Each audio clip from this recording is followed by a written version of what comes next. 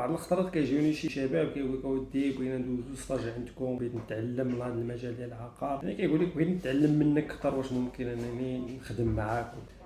اولا انا العمل ديالي هو نوصل السمعه ديال الشركه، هذه اول حاجه. ثاني حاجه كنحاول ندير علاقات مع الناس وندير شراكات مع الناس. وثالث حاجه كنقلبوا على لي زافير، شي عقار الثمن مناسب، شي افير بحال هكا. هما النقاط ديالي. يعني اغلب الوقت ديالي كتكون غير في المكتب وفي التنقلات.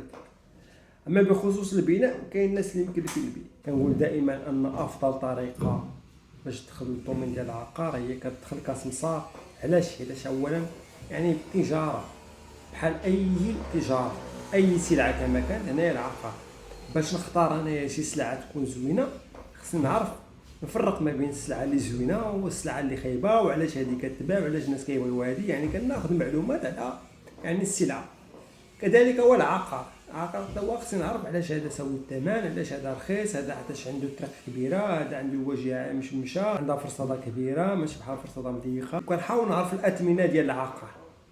يعني باش ندخل الضمن ديال العقار افضل طريق هي تدخل لها هي السمسار. علاش السمسار؟ حيت السمسار كيشوف هاد البقعه ويشوف هذه ويشوف شنو هما البقع اللي كيتباعوا، كيشوف السوق.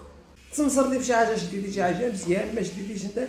المهم اهم حاجه هو التعلم، هو تاخذ الفكره وتعلم وتعرف الاثمنه ديال السوق. وهنا يقدر تلقى بشي واحد كيعرفك، شي صديق قرا معاك، شي واحد يعني من المعارف ديالك كيعرفك باغي ساكن، كتوقف معاه كيلقاك انت ديجا مخالط وكتعرف الناس وكتوريه كتقول هذه البقعه هذه وكتخدم معاه. فهمنا؟ هذا هو الباب اللي ساهل. كيفاش غادي ندخل؟ اول حاجه دخل لافيطو ولا دخل المواقع فيما يبان لك شي بقعه محطوطه، حاجه سير اخويا سول على، اتصل بالسيد وسير عنده وشوف البقعه، قول لي راه عندي الشاري، الا جبت لك الشاري شحال تعطيني مثلا. سير انت عاود حطها في افيطو وقلب ورون.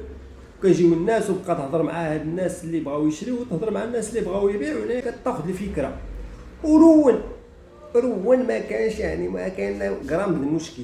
فهمنا؟ رون ما خربق اللي عجبك ديرو.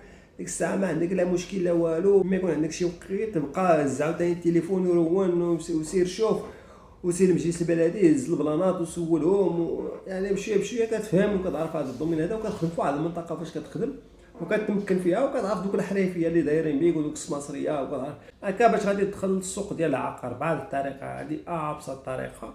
وقلنا حتى كتلقى مدام شي كليان نقي كتعرفو كيهضر مزيان، يقدر مثلا يزرفوك، يقدر هادي داكشي ما تسوقش ليه. اهم حاجه هي انه تاخذ تجربه. انا كتعرف المقاولين وتعرف هادو وتعرف هادو، انت كتحاول تخيط بيناتهم. لا عندك واحد راس المال ديالك ولا عندك شي صاحبك ولا شي حاجه، ديك الساعه كتعرف لافير وكتشري، ولكن كتحاول تتاكد انه مسموح للبناء وهاد المسائل هادي، وكتشوف الناس اللي خدامين كيفاش خدامين وكتعرف عليهم وتجلس وتقهواو وكتناقشوا في هاد المواضيع هادي حتى تتمكن من المجال. وهذا ما كان في هاد الفيديو هذا، والتحيه لكم. شكرا.